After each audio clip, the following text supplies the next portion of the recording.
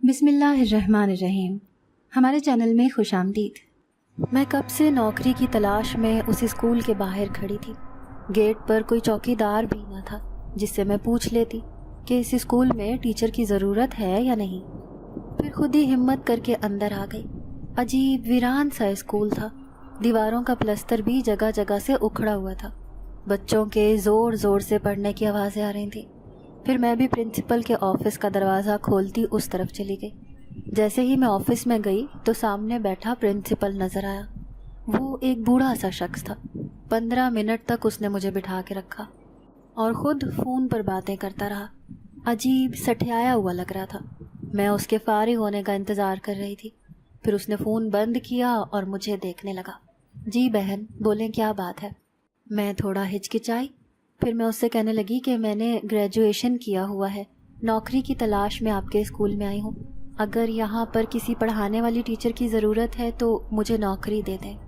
اس نے چند لمحے سوچا، پھر کہنے لگا کہ فی الحال تو میرے اسکول میں ٹیچر کی جگہ نہیں ہے، ہاں لیکن یہاں سے تھوڑی دور میری ایک بہن کا اسکول ہے، وہ ابھی نیا بنا ہے، اس لیے وہاں پہ پڑھانے والی کوئی ٹیچر نہیں ہے۔ اگر تم کہو تو میں تمہیں وہاں کا ایڈریس لکھ دیتا ہوں، تم وہاں چلی جانا۔ مجھے بہت مایوسی ہوئی، لیکن پھر بھی میں نے اسے کہہ دیا کہ ٹھیک ہے، آپ مجھے ایڈریس بتا دیں، میں وہاں چلی جاتی ہوں۔ پھر اس سے میں نے اس اسکول کا پتہ لیا اور واپس گھر آ گئی۔ اماں نے آج پھر مجھ سے پوچھا کہ نوکری کا کیا ہوا، تو میں نے کہا کہ کل ایک اور جگہ جاؤں گی، ہو سکتا ہے کہ بات بن جائے۔ پھر دوسرے دن ہی میں صبح صبح اٹھ کر اس ایڈریس پر چلی گئی۔ وہ ہماری کالونی سے قدرے فاصلے پر واقع جگہ پر چھوٹا سا اسکول تھا۔ میں حیران رہ گئی، بھلا اس جگہ پر ایسا اسکول بنانے کی کیا ضرورت تھی؟ یہاں پر تو آس پاس کوئی آبادی بھی نہ تھی۔ میں جیسے ہی اندر گئی تو سامنے ایک چھوٹا سا آفس بنا ہوا تھا، وہاں پر ایک عورت بیٹھی تھی، یقیناً یہی اس پرنسپل کی بہن تھی۔ پھر میں اس کے سامنے اس کے بھائی کا نام لیا اور میں نے کہہ دیا کہ انہوں نے مجھے آپ کے پاس ٹیچنگ کی جاب کے لیے بھیجا ہے۔ اس نے سر سے پاؤں تک مجھے دیکھا، پھر مجھے بیٹھنے کا کہہ دیا۔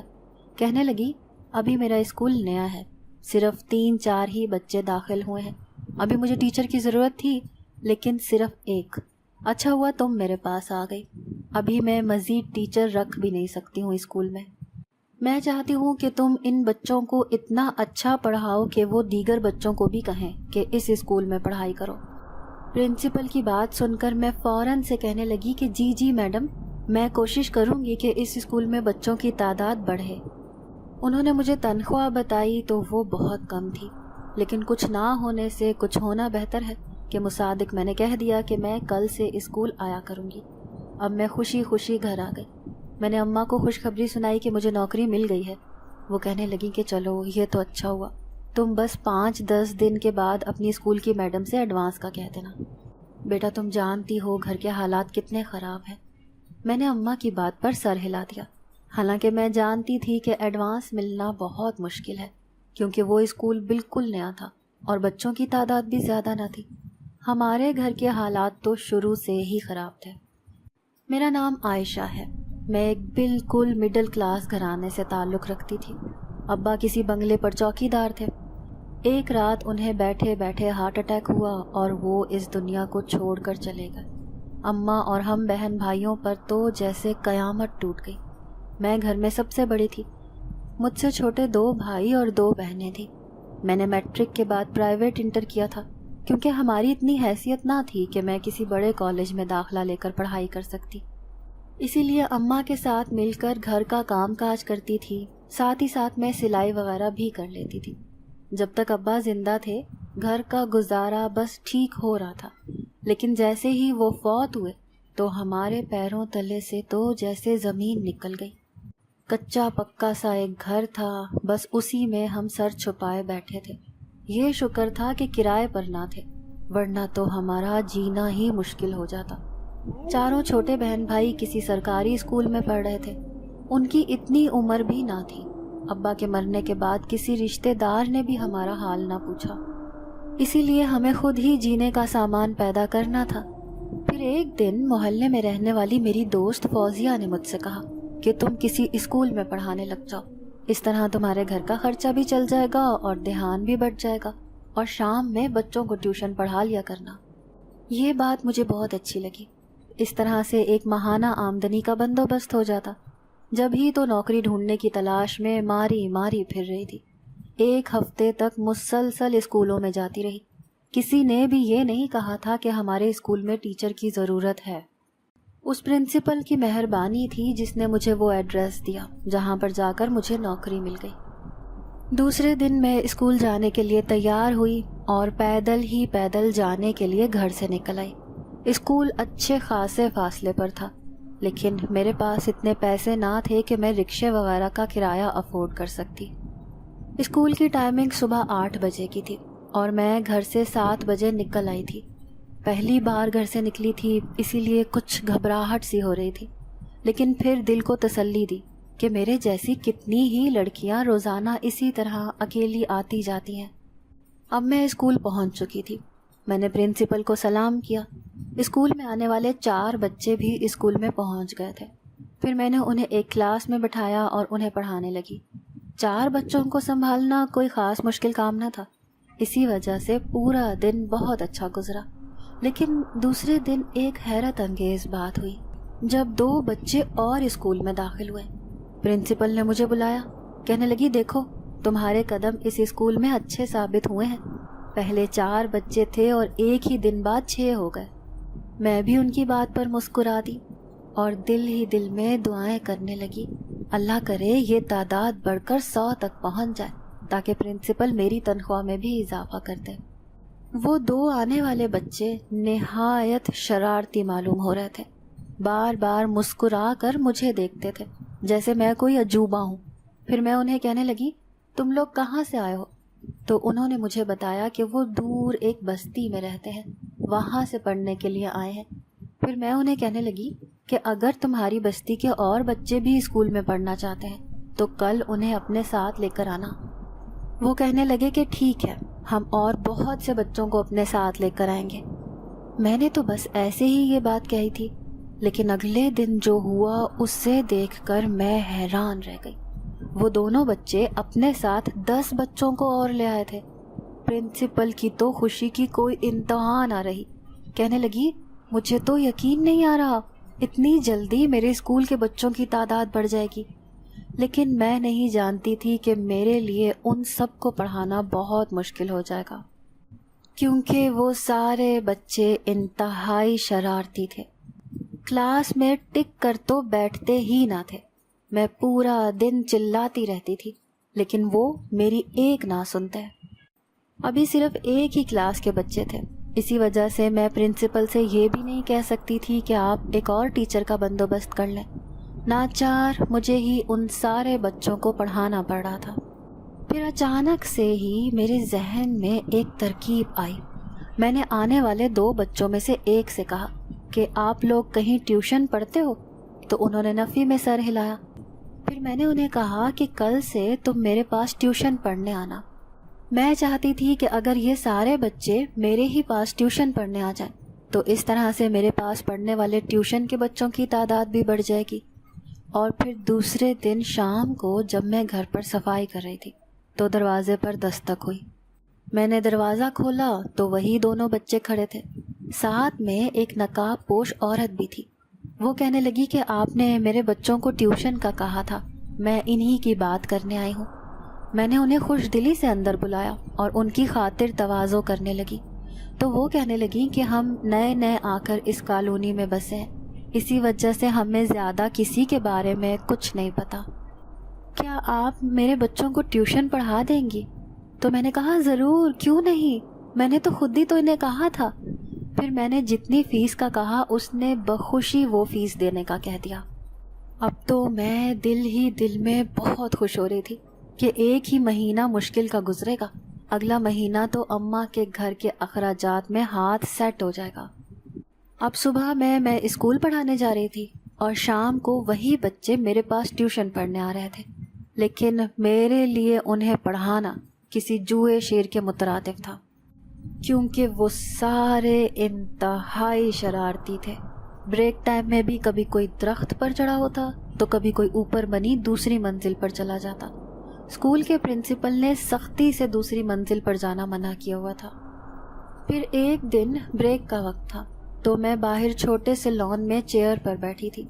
میں نے دیکھا جب ایک بچہ دوسری منزل کی دیوار سے لٹک رہا تھا، ایسے لگتا تھا وہ ابھی وہاں سے چھلانگ مار لے گا۔ میرا سانس اوپر کا اوپر رہ گیا۔ میں اسے پیچھے ہونے کا کہہ رہی تھی لیکن وہ دیوار پر چڑھا ہوا تھا۔ اچانک میرے منہ سے چیخ نکلی کیونکہ وہ زمین پر چھلانگ لگا چکا تھا، لیکن پھر میری آنکھوں نے حیرت انگیز منظر دیکھا۔ وہ اوپر سے گرا اور خود ہی اٹھ کر کھڑا ہو گیا اور ہنستا مسکراتا اپنے دوستوں میں بھاگ گیا۔ میں حیرت سے سوچنے لگی کہ یہ بچہ ہے یا کوئی چھلاوا۔ اگر میں اتنی اوپر سے گرتی تو مجھے یقیناً کوئی نہ کوئی چوٹ لگ جانی تھی۔ اس بچے کا یوں اٹھ کر کھڑے ہونا مجھے حیرت میں مبتلا کر دیا تھا۔ صرف 15 دن کے بعد ہی اسکول کے بچوں کی تعداد 20 ہو گئی تھی۔ وہ سب ایک ہی بستی کے رہنے والے بچے تھے۔ اماں روزانہ مجھ سے کہتی تھی کہ تو نے پرنسپل سے ایڈوانس کی بات کی ہے، تو میں شرمندہ سی ہو جاتی۔ اماں کو کیسے کہتی کہ ابھی پورا مہینہ ہونے سے پہلے میں ایڈوانس نہیں لے سکتی کیونکہ میڈم نے نیا اسکول کھولا ہے۔ پھر ایک دن میں نے ہمت کر کے میڈم سے کہہ دیا کہ مجھے کچھ پیسوں کی ضرورت ہے۔ وہ میرے کام سے خوش تھی، اسی لیے کہنے لگی کہ ہاں ٹھیک ہے، تم ابھی مجھ سے 2000 لے لو، میں تمہاری تنخواہ میں سے کاٹ لوں گی۔ انہوں نے میری تنخواہ 5000 ہی تو رکھی تھی، پھر بھی میں خوش ہو گئی کہ چلو 2000 اماں کے ہاتھ پر رکھ دوں گی، وہ بھی خوش ہو جائیں گی۔ میرے پاس ٹیوشن پڑھنے والے بچے صرف ایک ہی دن آئے تھے، اس کے بعد انہوں نے آنا چھوڑ دیا۔ میں پریشان سی ہو گئی۔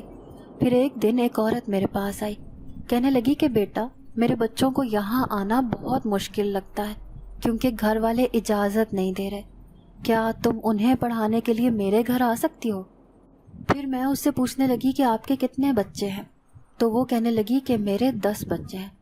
میں حیران رہ گئی، بھلا 10 بچے ایک ہی عورت کے اور ایک ہی عمر کے؟ پھر مجھے پیسوں کی تو ضرورت تھی، اسی لیے میں نے اماں سے اجازت لے کر اسے کہہ دیا کہ ٹھیک ہے میں آپ کے گھر پر پڑھانے آ جایا کروں گی، کل آپ مجھے لینے آ جانا۔ دوسرے دن اسکول سے گھر واپس آ کر میں نے کپڑے بدلے، نماز پڑھی، کھانا کھا کر تھوڑی دیر آرام کیا۔ 4 بجنے والے تھے کہ تھوڑی دیر بعد وہ عورت آ گئی۔ وہ یقیناً مجھے لینے آئی تھی۔ میں نے جلدی سے اپنا عبایا پہنا اور تیار ہو گئی۔ اب میں اس کے ساتھ اس کے گھر جا رہی تھی۔ زندگی گزارنا اتنا مشکل ہی نہیں ہوتا، اس کے لیے بہت جد و جہد کرنی پڑتی ہے، تب جا کے کچھ حاصل ہوتا ہے۔ اور آج یہی میں اپنی زندگی میں کر رہی تھی، پیدل ہی پیدل اس عورت کے ساتھ اس کے گھر جانے لگی۔ جب وہاں پہنچی تو اس عورت کا گھر دیکھ کر حیران رہ گئی۔ وہ ساری بستی سے الگ تھلگ ایک جنگل میں واقع تھا، لیکن جنگل میں موجود وہ گھر بہت خوبصورت تھا۔ اتنا پیارا گھر اس ویران سی جگہ پر ہونا عجیب سا لگ رہا تھا۔ لیکن جیسے ہی میں گھر کے اندر گئی تو باہر سے نظر آنے والا گھر اندر سے بھی بہت زیادہ خوبصورت تھا۔ پورے گھر میں چکنا فرش تھا، بیش بہا قیمتی فرنیچر گھر میں رکھا ہوا تھا۔ تبھی سیڑھیوں سے اچھلتے کودتے مجھے اس کے بچے نیچے نظر آتے دکھائی دیے۔ وہ مجھے دیکھ کر شور مچانے لگے، ٹیچر آ گئی، ٹیچر آ گئی۔ میں اس عورت سے یہ پوچھنا چاہتی تھی کہ ایک ہی عمر کے اتنے بچے آپ کے کیسے ہو سکتے ہیں، کیونکہ بچوں کی عمروں میں تھوڑا بہت فرق تو ہوتا ہی ہے، لیکن یہ سوال میری زبان پر نہ آ سکا۔ اب میں انہیں بہت محبت سے پڑھانے لگی۔ تھوڑی دیر بعد وہی عورت میرے لیے گرما گرم چائے بنا کر لے آئی۔ جیسے ہی میں نے چائے پی تو مجھے بے انتہا حیرت ہوئی، کیونکہ اس چائے کا ذائقہ بہت زیادہ الگ تھا۔ اتنی اچھی چائے میں نے اپنی پوری زندگی میں نہیں پی تھی۔ پھر وہ عورت میرے پاس آ کر بیٹھ گئی تو میں اسے کہنے لگی کہ آپ کے شوہر کیا کرتے ہیں؟ تو وہ کہنے لگی کہ میرے شوہر ایک جگہ رہ کر کاروبار نہیں کرتے، کبھی وہ کسی شہر میں رہتے ہیں تو کبھی دوسرے شہر میں ان کا آنا جانا لگا رہتا ہے۔ لیکن مجھے ان کا گھر دیکھ کر یہ معلوم ہو گیا تھا کہ یہ عورت اچھی خاصی رئیس تھی، کیونکہ اس کے ہاتھوں میں موٹے موٹے سونے کے کنگن اور گلے میں موجود سونے کا چین لاکٹ اس بات کی گواہی دیتا تھا کہ اس کے شوہر کا کوئی بہت ہی اچھا کاروبار تھا۔ پھر 2 گھنٹے پڑھانے کے بعد اب میں واپس گھر کی طرف جا رہی تھی، لیکن جیسے ہی میں گھر جانے لگی اس عورت نے مجھے روکا، کہنے لگی آج میں نے سالن بہت زیادہ بنا لیا تھا، تم یہ لیتی جاؤ۔ اس نے بڑے سے ڈونگے میں سالن میرے ہاتھ میں پکڑا دیا۔ میں حیران رہ گئی، لیکن پھر اس کا شکریہ ادا کر کے اسے اپنے ساتھ لے آئی۔ بڑی مشکل سے میں گھر پہنچی تھی کیونکہ میں بہت زیادہ تھک گئی تھی۔ پھر اس عورت کا لایا ہوا سالن اماں کے ہاتھ پر رکھ دیا۔ اماں نے وہ دیکھا تو حیران رہ گئی، کہنے لگی واہ، وہ تو بڑی نیک اور اچھی عورت ہے، دیکھو تو صحیح، آج میرے پاس سالن پکانے کے پیسے بھی نہ تھے، اللہ نے ہماری مدد کر دی۔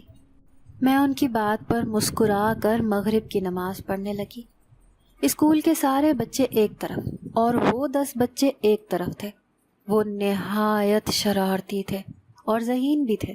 میں جو بھی سبق دیتی تھی تو وہ منٹوں میں یاد کر لیتے تھے۔ پرنسپل کی اسکول بنانے کی محنت رائے گاہ نہیں گئی تھی۔ 20 بچے ابھی بھی اسکول میں تعلیم حاصل کر رہے تھے۔ پرنسپل کا کہنا تھا کہ شروع میں اتنے ہی کافی ہیں، اس کے بعد ہو سکتا ہے کہ بچوں کی تعداد میں مزید بڑھ بھی جائے۔ پہلا مہینہ تو میرا گزرنے میں ہی نہیں آ رہا تھا، لیکن میں یہ سوچ کر پریشان تھی کہ میں پہلے ہی 2000 تو ایڈوانس لے چکی تھی، اب میری تنخواہ صرف 3000 بنتی تھی۔ اتنے میں تو گھر کا راشن ہی پورا نہ آتا۔ اماں بیچاری بھی سلائی وغیرہ کر لیا کرتی تھی، لیکن اب ان کی آنکھیں جواب دیتی جا رہی تھیں۔ چھوٹے دونوں بھائی اصرار کرتے تھے کہ ہم کسی دکان پر کام کرنا چاہتے ہیں، لیکن میں نے انہیں صاف منع کر دیا۔ ایک تو آج کل ویسے ہی حالات اتنے اچھے نہ تھے، اوپر سے ابھی وہ 10-12 سال کے ہی تو تھے۔ جس طرح سے میں دوسرے بچوں کو ٹیوشن پڑھاتی تھی، اسی طرح اپنے بہن بھائیوں کو بھی گھر پر ہی پڑھا لیا کرتی تھی۔ خدا خدا کر کے اس عورت کے 10 بچوں کو پڑھانے لگی تو دل میں تسلی ہوئی کہ چلو آمدنی کا ایک اور ذریعہ بند گیا۔ وہ عورت ویسے بھی بہت اچھی اور نیک تھی۔ جب بھی میں اس کے گھر پڑھانے جاتی تھی تو واپسی پر کبھی میرے ہاتھ میں حلوہ تھما دیتی تو کبھی کوئی کھانے کی چیز۔ پھر ایک دن میں اس کے گھر گئی تو وہ مجھ سے کہنے لگی کہ تم میرے بچوں کو دنیا کی تعلیم تو دے رہی ہو، میں چاہتی ہوں کہ یہ قرآن پاک بھی تم سے پڑھیں۔ میرے لیے اس سے بھلا خوشی کی اور کیا بات ہو سکتی تھی؟ میں نے فوراً سے کہہ دیا کہ ٹھیک ہے، میں انہیں پڑھا دیا کروں گی۔ اس کے گھر جا کر پڑھانے کا ایک فائدہ ہو رہا تھا کہ وہ میرا منہ مانگا معاوضہ مجھے دے رہی تھی۔ صرف 10 بچوں کو پڑھانے کے میں نے اس سے 6000 ماہانہ لیے تھے۔ اس نے کوئی بحث نہ کی، بلکہ کہہ دیا کہ تم جتنے لینا چاہتی ہو میں اتنے ہی پیسے دینے کو تیار ہوں، لیکن میرے بچوں کو بہت اچھے طریقے سے پڑھا دینا۔ پھر ایک دن میں آدھی رات کو سو رہی تھی کہ اچانک سے دروازہ زور زور سے بجنے لگا۔ میں نے جیسے ہی دروازہ کھولا تو حیران رہ گئی۔ دروازے پر وہ 10 کے 10 بچے کھڑے تھے جو بری طرح رو رہے تھے۔ میں انہیں دیکھ کر پریشان ہو گئی۔ پھر میں نے ان سے پوچھا تو وہ کہنے لگے کہ ہماری ماں بہت زیادہ بیمار ہے، آپ ہمارے ساتھ چلیں، ہم یہاں کسی سے بھی مدد نہیں لے سکتے۔ میں فوراً ہی اماں کو بتا کر چادر لے کر ان کے ساتھ ہو لی۔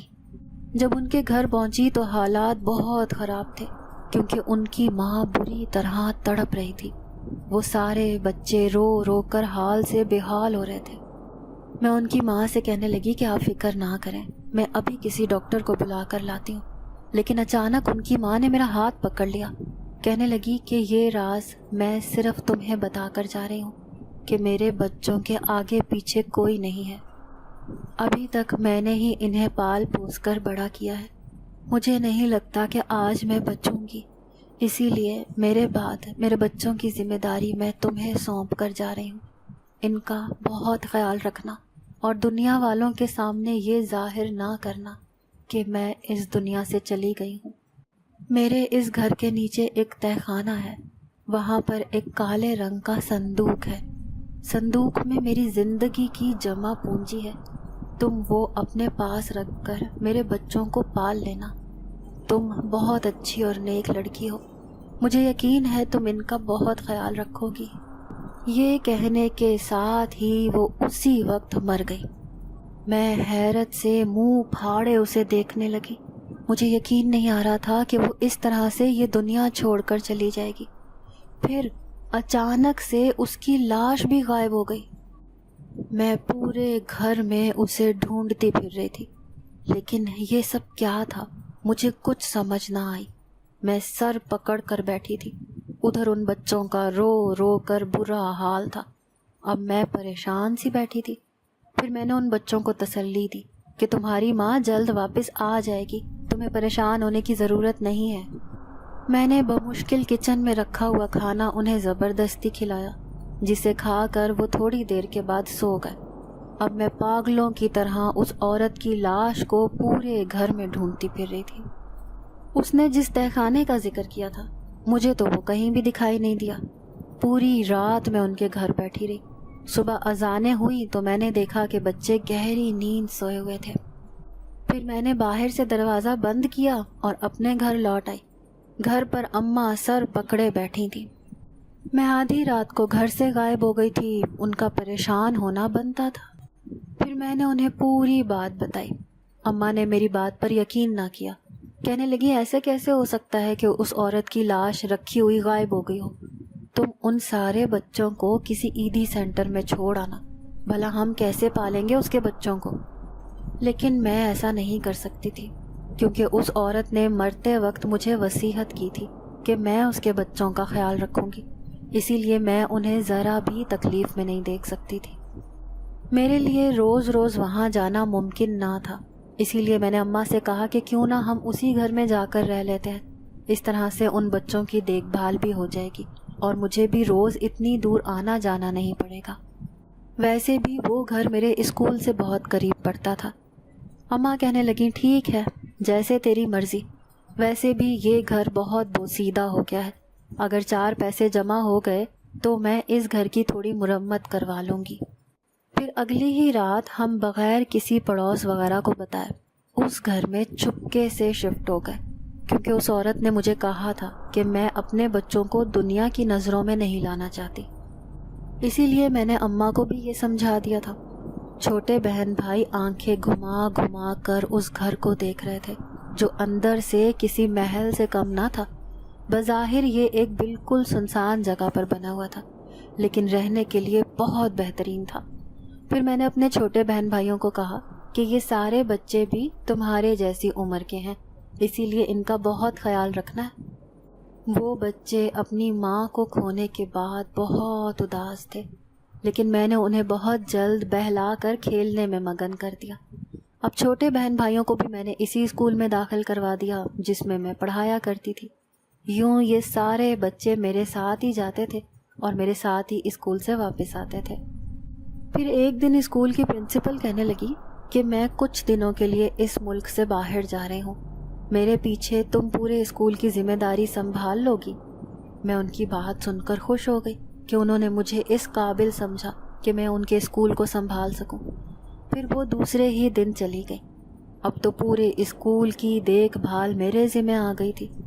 میں نے دیکھا کہ وہ بچے جو بہت شرارتیں کرتے تھے وہ اپنی ماں کو کھونے کے بعد بہت سنجیدہ رہنے لگے تھے۔ میں انہیں پہلے کی طرح خوش دیکھنا چاہتی تھی، اسی لیے ان کا پہلے سے بھی بڑھ کر خیال رکھنے لگی۔ میڈم جانے سے پہلے مجھے تنخواہ دے کر چلی گئی تھی۔ پھر اماں کہنے لگیں کہ گھر کے اخراجات بہت بڑھ گئے ہیں، ان بچوں کو پالنا آسان تو نہیں ہے۔ اب تم ہی بتاؤ، تم نے ہی یہ مشکل فیصلہ کیا تھا یہاں شفٹ ہونے کا، اب میں گھر کیسے چلاؤں؟ انہیں یہ پریشانی کھائے جا رہی تھی۔ اچانک سے ہی مجھے اس عورت کی بات یاد آئی جو کہہ رہی تھی کہ میری زندگی بھر کی جمع پونجی تہہ خانے میں ہے، اب اسی تہہ خانے کو مجھے ڈھونڈنا تھا۔ پھر میں سوچنے لگی کہ ہو سکتا ہے کہ ان بچوں میں سے کسی کو تہہ خانے کا پتہ ہو۔ پھر میں نے سب سے سمجھدار بچے کو بلایا، اس سے کہنے لگی کہ تم جانتے ہو تمہاری ماں نے وہ تہہ خانہ کہاں بنایا ہوا ہے جہاں پر وہ اپنی قیمتی چیزیں رکھتی تھیں؟ انہوں نے مایوسی سے نفی میں سر ہلا دیا کہ ہم نہیں جانتے۔ میں نے پورے گھر کو بہت اچھے طریقے سے دیکھ لیا تھا، لیکن کہیں پر بھی اس تہہ خانے کا کوئی سراغ نہ ملا۔ پھر ایک دن میں اسکول سے گھر آئی تو وہ سارے بچے اداس بیٹھے تھے۔ میں ان کے چہرے پر اداسی دیکھ کر حیران رہ گئی، تو اماں کہنے لگیں کہ گوشت کھانے کی ضد کر رہے ہیں، اب تم ہی بتاؤ میں گھر کا خرچہ کیسے چلاؤں؟ تم نے تو اپنے اوپر ان سارے بچوں کا وزن ڈال لیا۔ اماں کی بات سن کر میں بھی پریشان ہو گئی۔ پھر ان بچوں کو بہلانے کے لیے کہنے لگی کہ آج تم یہ کھا لو، پھر کل میں تمہیں پکا گوشت کا سالن بنا کے دوں گی۔ وہ پھر بھی نہ مانے۔ پھر مجھ سے ناراض ہو کر خود کو سب نے کمرے میں بند کر لیا۔ ایک بچہ مجھ سے کہنے لگا کہ ہماری ماں تو روزانہ ہمیں گوشت کھلاتی تھی۔ اچھا پھر آپ ایسا کریں کہ کھیر بنا دیں۔ میں نے اماں کو تھوڑے پیسے دیے۔ اماں سے کہنے لگی کہ اماں آپ ان کے لیے کھیر بنا دیں، گوشت پکانا تو اب ممکن نہیں ہے، حالات بھی خراب ہوتے جا رہے ہیں۔ اس گھر میں 4 کمرے بنے ہوئے تھے، ایک میں اماں اور ہم سارے رہ رہے تھے اور دوسرے کمرے میں وہ سارے بچے سو جاتے تھے۔ ایک کمرے کو ابھی تک میں نے نہیں دیکھا تھا، آج میں اسی کمرے کو دیکھنے گئی تو حیران رہ گئی۔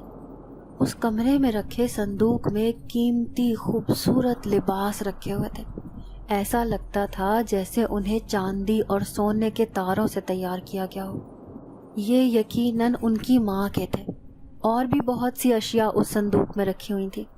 اچانک میرے ذہن میں خیال آیا کہ یقیناً یہ کمرہ ان بچوں کی ماں کا تھا۔ یہاں پر ضرور ایسا کوئی سراغ ہوگا جس سے تہخانے کا پتہ چل جائے۔ میں پورے کمرے میں گھوم پھر کر دیکھنے لگی۔ اچانک سے ہی مجھے ایک کونے میں پھولوں کا ایک گلدستہ رکھا ہوا نظر آیا۔ میں نے اس گلدستے کو ہٹایا تو ساکت رہ گئی۔ وہاں پر ایک کھڈا سا بنا ہوا تھا۔ جیسے ہی میں نے قریب جا کر دیکھا تو نیچے جاتی ہوئی سیڑھیاں نظر آ رہی تھیں۔ خوف سے میرا دل کانپنے لگا کیونکہ وہاں تو صرف اندھیرا نظر آ رہا تھا، لیکن پھر بھی میں ہمت کر کے سیڑھیاں اترنے لگی۔ مجھے افسوس ہوا کہ میں اپنے ساتھ ٹارچ ہی لے کر آ جاتی تو اتنا خوف تو مجھے محسوس نہ ہوتا۔ یہی تہخانہ تھا جس کا پتہ اس عورت نے مجھے بتایا تھا۔ یہاں پر ایک چھوٹا سا کمرہ بنا ہوا تھا۔ جیسے ہی میں اس کمرے میں گئی تو حیرت انگیز طور پر اس کمرے میں ایک کھڑکی تھی جہاں سے روشنی چھن چھن کر آ رہی تھی۔ پورا کمرہ خالی تھا، بس ایک پردہ سا دیوار پر لٹک رہا تھا۔ جیسے ہی میں نے پردہ ہٹایا تو ایک چیخ میرے منہ سے نکلتے نکلتے رہ گئی، کیونکہ اس کے بالکل پیچھے دیوار میں ایک سوراخ سا بنایا ہوا تھا۔ اس سوراخ میں وہ کالے رنگ کا صندوق رکھا تھا جس کا پتہ وہ عورت مرتے وقت مجھے بتا کر گئی تھی۔ میں نے کانپتے ہاتھوں سے اس کالے صندوق کو اٹھا لیا۔ میں نے ابھی اسے کھولا نہیں تھا بلکہ اٹھا کر اوپر لے آئی۔ رات کا وقت تھا، چاروں طرف اندھیرا چھایا ہوا تھا، پورے گھر میں بس اکیلی ہی جاگ رہی تھی۔ اس صندوق پر لگایا ہوا چھوٹا سا تالا کسی چابی سے ہی کھلتا تھا۔ چابی تو میرے پاس نہ تھی۔ میں ایک پتھر اٹھا کر لائی اور اس تالے کو توڑنے کی کوشش کرنے لگی۔ آخر کار کافی کوشش کے بعد وہ تالا کھل گیا۔ جیسے ہی صندوق کا ڈھکن کھلا تو میری آنکھیں روشنیوں سے چمکنے لگی، کیونکہ وہاں تو ہیرے جواہرات اور قیمتی خزانہ رکھا ہوا تھا۔ کیا وہ عورت اتنی دولت مند تھی جو اتنا قیمتی خزانہ اس دنیا میں جمع کر رکھا تھا؟ میں ایک ایک زیور کو ہاتھ میں اٹھا کر دیکھ رہی تھی۔ اچانک سے میری نظر اس صندوق میں رکھے ایک سفید کاغذ پر پڑی۔ شاید وہ کوئی خط تھا جو کسی نے وہاں رکھا تھا۔ میں اس خط کو اٹھا کر پڑھنے لگی۔ پھر پڑھتے پڑھتے میری آنکھیں حیرت سے پھیل گئیں۔ اس وقت جو کچھ درج تھا وہ تحریر میرے ہوش و حواس اڑائے جا رہی تھی۔ جو بھی اس صندوق کا مالک ہوگا، یہ میری لکھی ہوئی تحریر اسی کے ہاتھ لگے گی۔ میں جانتی ہوں ایک نہ ایک دن یہ صندوق کسی نہ کسی کے پاس پہنچ ہی جائے گا، لیکن میری دعا ہے کہ یہ صندوق جس کے پاس بھی جائے وہ بہت اچھا اور نیک انسان ہو۔ آج میں اس شخص کو اپنی حقیقت بتانے جا رہی ہوں۔ میں ایک جن زادی ہوں۔ آج سے کئی سال پہلے میں ایک قبیلے کی ملکہ تھی۔ میرے شوہر جن زادوں کے سردار تھے۔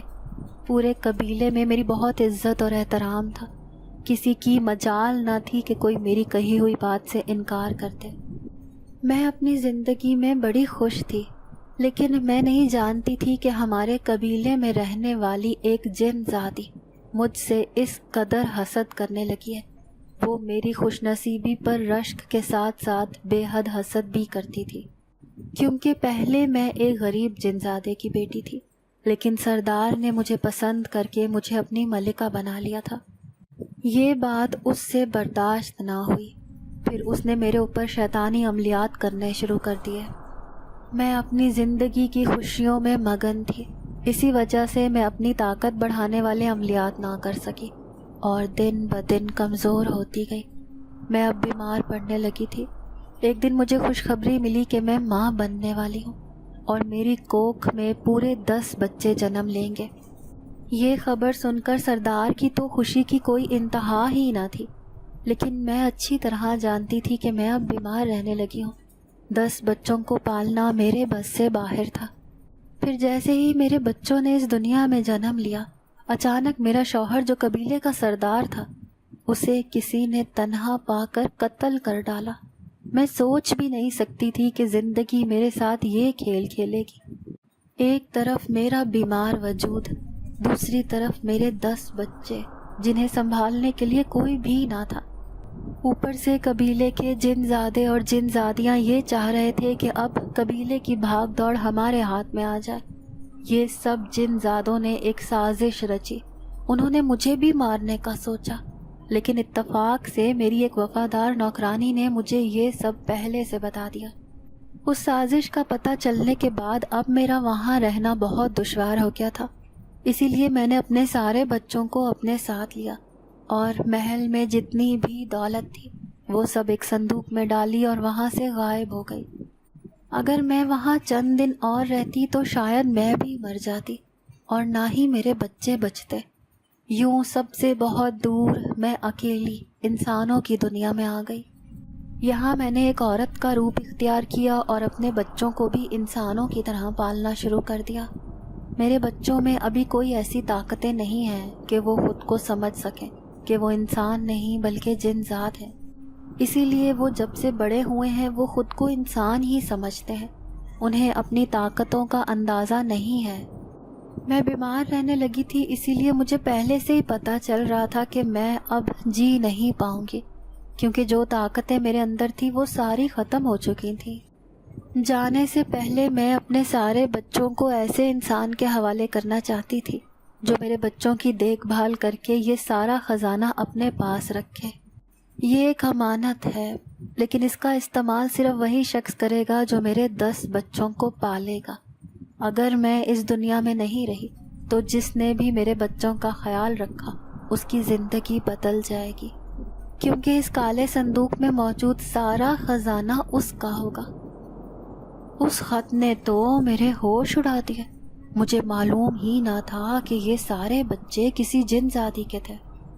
وہ عورت جو بار بار میرے سامنے آتی تھی وہ اصل میں ایک جن زادی تھی جو اپنے بچوں کی وجہ سے پریشان تھی کہ اس کے مرنے کے بعد اس کے بچوں کا خیال کون رکھے گا۔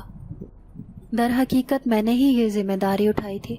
اس کا مطلب تھا کہ یہ سارا خزانہ اس مقصد کے لیے یہاں رکھا ہوا تھا کہ جو کوئی بھی اس کی ذمہ داری اٹھائے گا وہ اسے ان بچوں کو پالنے میں استعمال کرے گا۔ مجھے اس خط کی تحریر پڑھ کر دکھ ہو رہا تھا، لیکن ساتھ ہی ساتھ خوشی بھی تھی کہ اب ان بچوں کو پالنے کی ذمہ داری میری تھی اور ان کے ہر طرح کے اخراجات اٹھانے کا ذمہ ان کی ماں اس خزانے کی صورت میں چھوڑ گئی تھی۔ اب میں نے اس خزانے کو تہہ خانے سے باہر نکال لیا۔ دوسری صبح اماں سر پکڑے بیٹھی تھی کیونکہ ان کے پاس 1 روپیہ بھی نہ تھا۔ وہ نہیں جانتی تھیں کہ ہماری زندگی مکمل طور پر بدل گئی ہے۔ ہمارے پاس اتنی دولت ہے کہ ہم ساری زندگی بیٹھ کر کھا سکتے ہیں۔ اب میں نے فیصلہ کیا کہ میں ایسی جگہ رہوں گی جہاں پر زندگی کی ساری سہولیات ہوں گی۔ میں ان بچوں کو بہت اچھی زندگی دوں گی، بھلے ہی یہ ایک جن زادی کے بچے تھے، لیکن میں انہیں ایسی تربیت دوں گی کہ یہ ان قبیلے کے جنات کی طرح خود غرض اور مکار نہیں نکلیں گے، جس طرح انہوں نے اپنے سردار اور اس کی ملکہ کے ساتھ دھوکہ کیا تھا۔ میں انہیں یہ پہچان کرواؤں گی کہ وہ بھی ایک طاقتور جن ذات بن کر اپنے ماں باپ کا بدلہ لے سکتے ہیں۔ پھر میں نے اماں کی ساری پریشانی دور کر دی، یہ کہہ کر کہ اماں کو پریشان ہونے کی ضرورت نہیں ہے، ہماری قسمت بدل چکی ہے۔ جب میں نے اس کالے صندوق میں ملبوس خزانہ اماں کو دکھایا تو وہ بے یقینی سے دیکھ رہی تھی۔ پھر میں نے انہیں پوری کہانی سنا دی۔ اب انہیں ان بچوں سے خوف آ رہا تھا، لیکن میں نے اماں کو کہا کہ ڈرنے کی ضرورت نہیں ہے، یہ بچے بھی ابھی خود بھی نہیں جانتے کہ یہ کسی جن زادی کے بچے ہیں۔ پھر میں نے ہمیشہ کے لیے وہ گھر چھوڑ دیا اور ساتھ ہی اسکول میں پڑھانا بھی۔ پھر میں ایک نئی جگہ پر رہنے لگی۔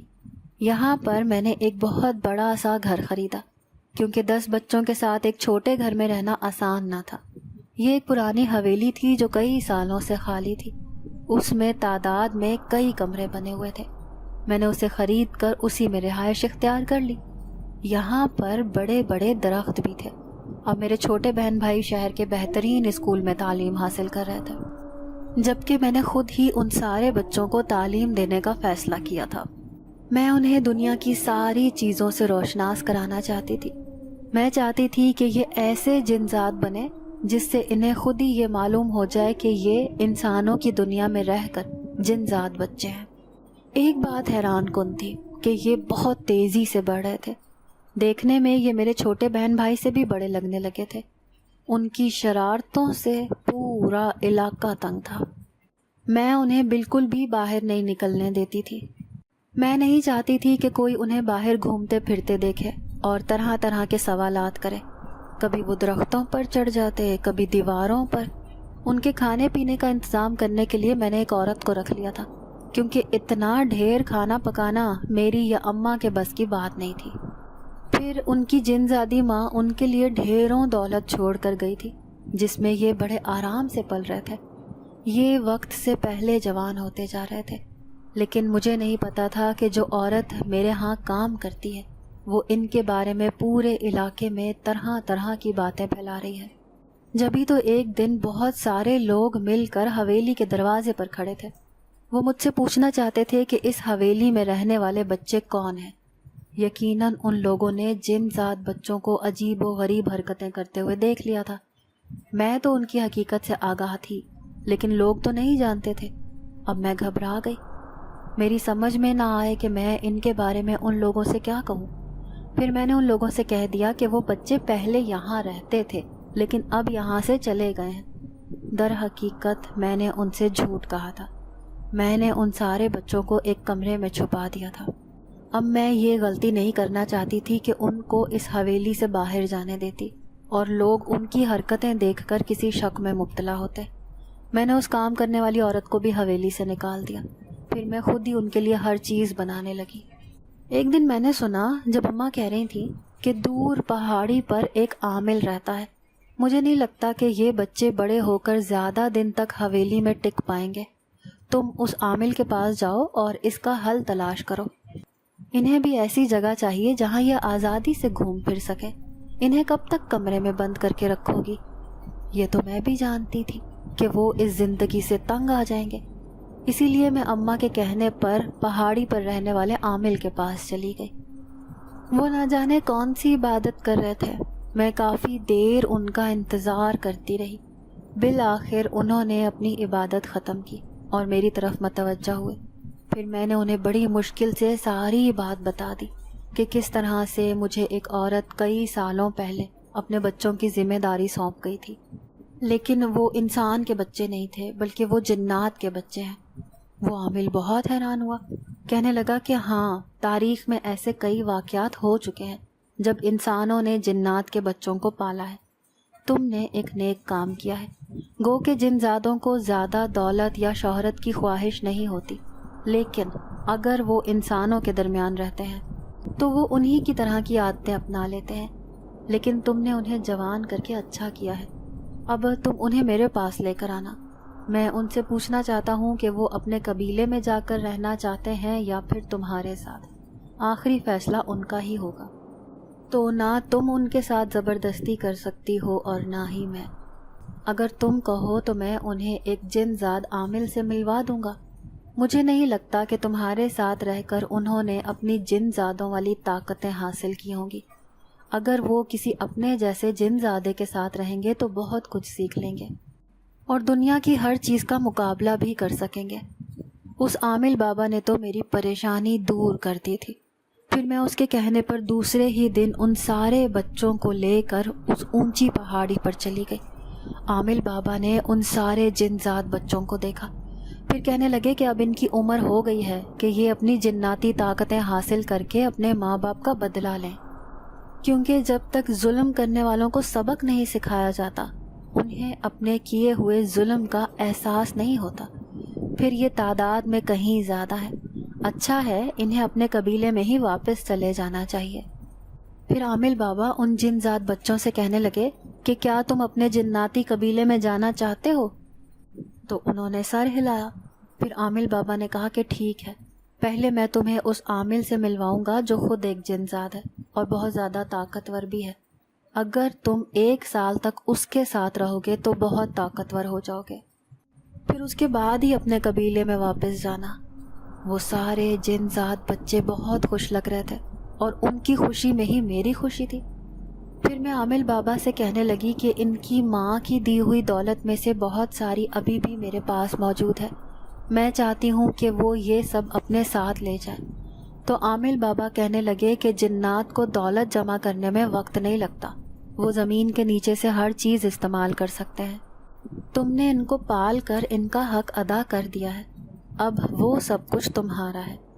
پھر اس دن وہ جن ذات بچے اس عامل بابا کی پہاڑی پر ہی رہ گئے۔ میں نے انہیں وہاں چھوڑ تو دیا تھا لیکن میں اندر سے اداس تھی۔ اتنے سال تک وہ میرے ساتھ رہے تھے، اب میرے چھوٹے بہن بھائی بھی جوان ہونے کو تھے۔ پھر اماں کے کہنے پر میں نے وہ حویلی چھوڑ دی، کیونکہ وہاں پر رہنے والے سارے لوگ ہمارے بارے میں عجیب عجیب باتیں کرتے تھے۔ پھر ہم دوبارہ آ کر اسی پرانے محلے میں رہنے لگے۔ جن زادی کا وہ سارا خزانہ ابھی بھی میرے پاس موجود تھا۔ ابا کا پرانا گھر تعمیر کروا کے اماں نے اسے بنگلے کی شکل دے دی تھی۔ پھر ایک دن میں اسی پرانے اسکول کے پاس سے گزری تو میں دیکھ کر حیران رہ گئی، وہ اجڑی ہوئی حالت میں پڑا تھا۔ جب میں نے پاس سے گزرتے ہوئے شخص سے اس اسکول کے بارے میں پوچھا تو وہ کہنے لگا کہ یہ اسکول تو پچھلے 20 سالوں سے بند پڑا ہے، آپ نے کب اسے کھلا ہوا دیکھ لیا؟ میں حیران پریشان سی اسے دیکھ رہی تھی۔ پھر میں اسے کہنے لگی کہ نہیں بھائی، میں نے 5 سال پہلے اس اسکول میں پڑھایا، یہاں پر ایک میڈم ہوا کرتی تھیں، ماں جبین نام تھا اس کا۔ پھر وہ آدمی کہنے لگا اچھا وہ نفسیاتی عورت، ہاں وہ تو بہت سال پہلے مر گئی، نفسیاتی تھی، کبھی کبھار بس یوں ہی کسی جگہ پر بیٹھ کر لوگوں سے کہا کرتی تھی کہ دیکھو میں نے ایک اسکول بنایا ہے۔ دراصل اس کا ایک پاگل خانے میں علاج چل رہا تھا، کبھی کبھار بھاگ کر آتی تھی اور کسی بھی جگہ پر رہنے لگ جاتی تھی۔ میں حیران، مجھے تو وہ کہیں سے بھی پاگل نہیں لگتی تھی۔ پھر یہ سوچ کر بھی میں حیرت زدہ تھی کہ اس کے اسکول میں پڑھنے والے صرف 4 ہی تو بچے تھے۔ اس کا مطلب کہ اس نے یہ پرانا اسکول خود ہی کھول کر بچوں کو پڑھنے کے لیے بلایا تھا، اور اس کے اسکول میں آنے والی واحد ٹیچر میں ہی تھی۔ زندگی میں اتنے عجیب و غریب واقعات ہو گئے تھے کہ مجھے اب ان سب چیزوں کی عادت ہو گئی تھی۔ پھر ایک دن محلے کی ایک عورت میرے لیے رشتہ لے کر آئی۔ اماں نے لڑکا دیکھا تو انہیں بہت اچھا لگا۔ میں ابھی شادی نہیں کرنا چاہتی تھی کیونکہ میری ذہنی حالت کچھ ٹھیک نہیں تھی، لیکن اماں نے بغیر میری رضامندی جانے رشتے کے لیے ہاں کر دی۔ پھر 1 مہینے بعد ہی میری شادی تھی۔ میں سوچنے لگی کہ کاش وہ جن زادی کے 10 بچے بھی میری شادی میں شرکت کریں۔ میں انہیں شادی سے پہلے ایک بار دیکھنا چاہتی تھی کہ وہ ٹھیک بھی ہیں یا نہیں۔ پھر ایک دن آدھی رات کو مجھے اپنے کمرے میں عجیب سی ہلچل محسوس ہوئی۔ میں نے آنکھیں کھولی تو حیران رہ گئی۔ میرے پلنگ کے آس پاس 10 بڑے بڑے جن ذات کھڑے تھے۔ وہ لمبے چوڑے اونچے قد کے تھے۔ میں انہیں دیکھ کر خوف زدہ ہو گئی۔ مجھے خوف میں مبتلا دیکھ کر وہ کہنے لگے کہ ہم سے ڈرنے کی ضرورت نہیں، آپ نے ہی ہمیں آج اتنا طاقتور بنایا ہے کہ ہم کسی جن ذات کی طرح جوان ہو گئے ہیں۔ یہ وہی جن ذات بچے تھے جو میرے پاس بہت چھوٹے چھوٹے سے آئے تھے لیکن اب بہت جلدی جوان ہو گئے تھے۔ ان سب کے ہاتھ میں میرے لیے تحائف تھے جو وہ مجھے بطور خاص ملنے کے لیے آئے تھے۔ میں انہیں دیکھ کر خوش تھی۔ پھر وہ کہنے لگے کہ ہم نے اپنے ماں باپ کا بدلہ لے لیا ہے، پورے قبیلے کی سرداری ہم نے اپنے ہاتھوں میں لے لی ہے۔ اب وہاں جس طرح ہمارے بابا حکومت کرتے تھے اسی طرح ہم بھی اس قبیلے کے سردار ہیں۔ انہیں یوں کامیاب دیکھ کر میں خوش ہو گئی تھی۔ پھر شادی والے دن میں نے دیکھا میری شادی میں وہ شریک تھے اور وہ مجھے صاف دکھائی دے رہے تھے۔ لذیذ کھانوں کی خوشبو چاروں طرف اٹھ رہی تھی۔ انہیں کھانا بہت پسند تھا، خاص طور پر گوشت، اسی لیے وہ بھی بڑے مزے سے انسانوں کے ساتھ بیٹھ کر کھانا کھا رہے تھے، لیکن انہیں صرف میں ہی دیکھ سکتی تھی۔ میں انہیں ایسے ہی مضبوط دیکھنا چاہتی تھی۔ میں خوش تھی کہ انہوں نے زندگی کی مشکلات سے لڑنے کا ہنر سیکھ لیا تھا۔ پھر میری رخصتی کے وقت انہوں نے میرے کان میں سرگوشی کی کہ ہم آپ سے ملنے آتے رہیں گے۔ میں ان کی بات سن کر مسکرا دی تھی۔ ناظرین، اگر آپ کو آج کی یہ کہانی اچھی لگی ہو تو ویڈیو کو لائک ضرور کریں۔ اگر آپ کو ایسی دہشت ناک، دل کو جکڑ دینے والی کہانیاں پسند ہیں تو ایسی ایک کہانی روزانہ سننے کے لیے ہمارے چینل کو سبسکرائب کریں۔ اجازت چاہتے ہیں، اللہ حافظ۔